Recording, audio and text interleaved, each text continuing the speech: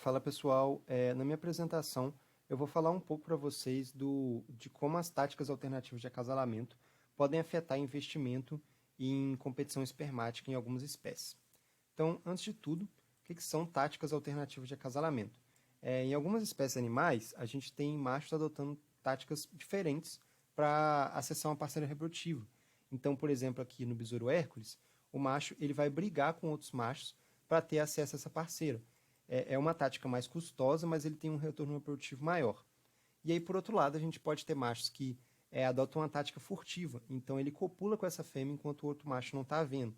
Então, seria uma tática alternativa de acasalamento, que é uma forma de compensar essa falta de competitividade desse macho. Porém, um pressuposto teórico importante disso aí é que esse macho de tática alternativa ele deveria ser favorecido compensando essa competição pré-copulatória com investimento em competição pós-copulatória. E foi baseado nisso que o artigo que eu escolhi fez essa pergunta. Então qual é o efeito das táticas alternativas de acasalamento na competição espermática em algumas espécies? E aí um adendo legal que eu faço é que já existe um artigo que discute isso, só que é uma revisão narrativa. Então, o artigo que eu escolhi, ele argumenta justamente as coisas que a gente falou na aula, que eles não conseguem calcular tamanho de efeito ou controlar esse efeito por moderadores, então eles perdem muita informação quantitativa aí, e é uma coisa legal que esse argumento usa para fazer a meta-análise. Como que eles fizeram, então, a meta-análise? Eles usaram como banco de dados o Web of Science, e eles coletaram 19 palavras-chave diferentes, então abrangeu um grande número de artigos aí, de dados.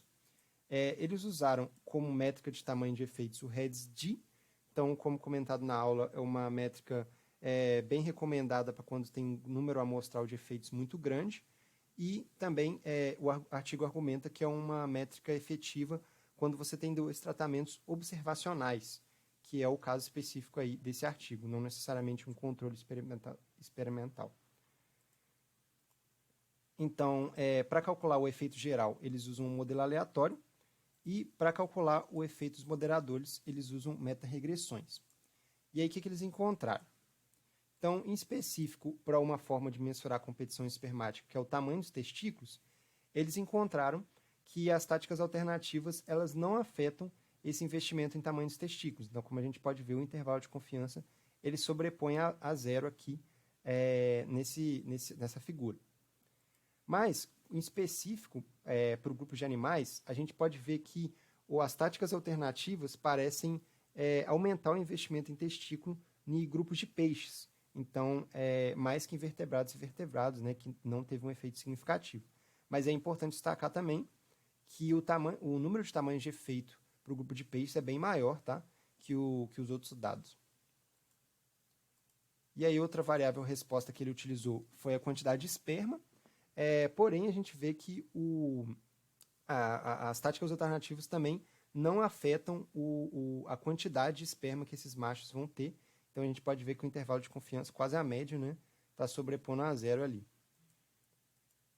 E por último, a qualidade de esperma também parece que as táticas alternativas não afetam esse investimento em qualidade do esperma aí, intervalo de confiança também sobrepondo a zero.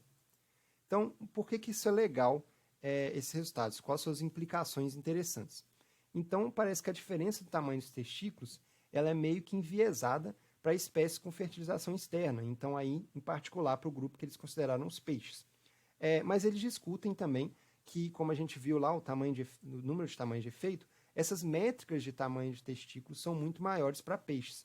Então, uma implicação legal desse estudo é que eles recomendam a gente refletir sobre procurar métricas diferentes de qualidade espermática ou outros fatores de competição espermática para medir, para poder ter esses dados aí mais precisos.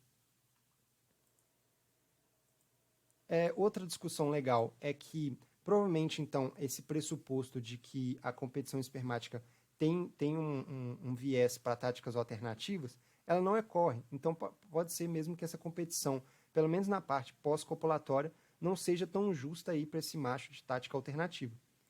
Então, é possível que tenha alguma demanda conflitante aí pré-copulatória auxiliando, favorecendo esses machos de táticas alternativas a não se extinguir na população e poder manter aí uma competição mais justa entre esses machos.